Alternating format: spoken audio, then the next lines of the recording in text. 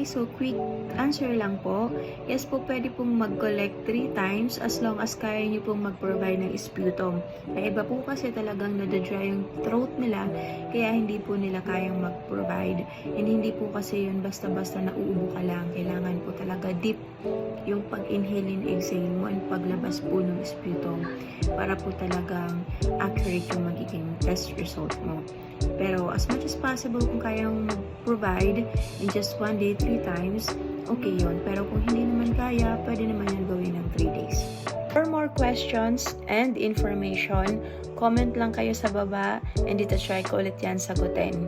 And please don't forget to like my videos and subscribe to my channel. Thank you! Bye-bye!